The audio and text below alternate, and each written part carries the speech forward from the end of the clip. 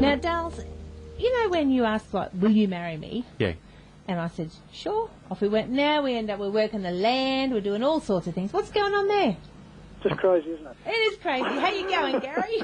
It is just ridiculous. I know, and because we are talking to Gary Hammond there, who actually put out the song. Last time we spoke to you, we were talking about Would You Marry Me Again?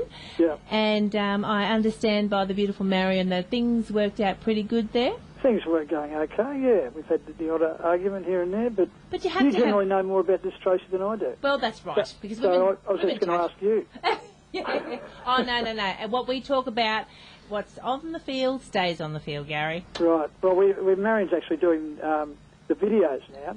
Oh, that's good. And so that's given us something new to argue about, which is great.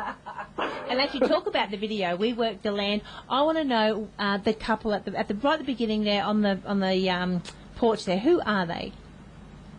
The couple on the porch. Yeah, right at the front of the video. Where are Oh, in Would You Marry Me Again? Yes. Look, I've forgotten who they are. The girl who was directing it, she was in a local theatre group, and she got them. I've just forgotten their names now. Oh, because it's just lovely. I think what she was getting at is were they significant to yourself? Yeah. They weren't significant to me. No. There you go. Okay. Now we work the land.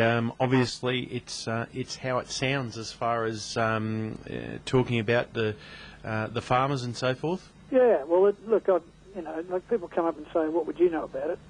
But I have observed people working the land, but I've never actually done it myself.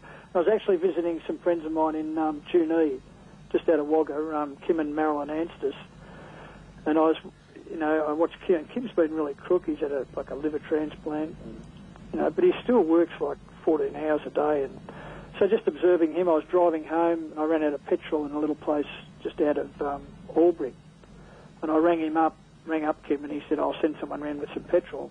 While I was waiting for that petrol to come, I actually wrote the lyrics of the song. But I was mainly thinking about Kim and, how hard he worked and all that sort of. I observed him from a safe distance, of course. Yeah. And from the porch, sipping on a cappuccino. And oh, good on you. You're about to get buried underneath that tractor. You know that, don't you? Yeah.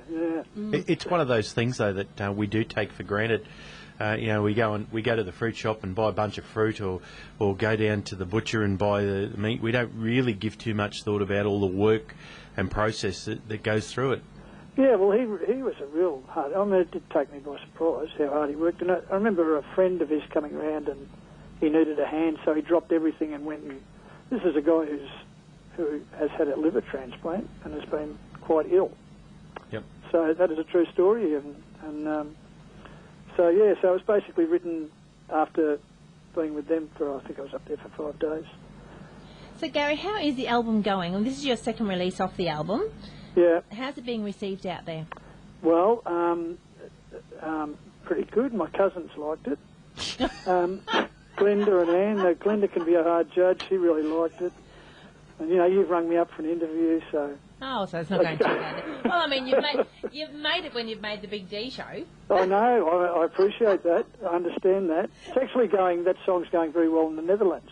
Oh, really? Believe it or not. Actually, we were talking to, I was going to say Connie Kiss, but it wasn't Connie Kiss, was it? It was, the name's just, I can see her now, Blondie. You talk and I'll think. How's that? I was thinking. I was trying to think. Yeah, Clearly Adams. Clearly Adams. Oh, yeah. She's got heaps of #1 hits over in the UK, and you think, wow, look, I mean, the Aussie music really... Germany lover on the country music charts. It really is world spread, I had 2 stations from the Netherlands, of all places. I mean, could you think of a more inappropriate song than We Work the Land for the Netherlands? They do, but they just do it in gumboots. I actually thought they spoke Dutch. Apparently they speak English as well. Yeah. Oh, there you go. So a couple of stations have contacted me, and they reckon they're playing it over there. I mean, I assume they are. I have a bit of trouble tuning into the Netherlands on my car radio. Yeah, just a little bit. Yeah. But see, a lot of the times now you've got to find out if they've got online, because 101.5 FM, all the W's, you can listen live off here too. I know so that. We've got, I have to say while we're talking about that, big hello and welcome. We have a few American listeners in tonight, so that's really nice. So hello and welcome. And there you go, Gary Hammond, another Aussie. And if you like what you hear from Gary Hammond tonight, and they want to order one maybe off iTunes or something from the US, how do they do it, Gary? Well, the songs are on iTunes. I've done about 7 or 8 now, and the videos are on there and on the website, and it can all be done on the website. That's probably easy then if people, you think about people in Holland scrolling through there, sitting down, listening, looking on iTunes, finding something, and they listen to it, and then they go, wow, I like that song, and we'll just run with it. So they talk about it being a small world. It's a very, very small world. Isn't it? Yeah. It's just amazing. Yeah. Well, we're going to have to keep going and keep moving, but we're going to play We Work the Land now. It's been great to catch up with you again, Gary. Good luck with the remainder songs off the EP, and let's hope that We Work the Land gets the response right throughout Europe, not just Holland, and right throughout Australia. That would be great. Thanks. Here we go. There's Gary Hammond and We Work the Land.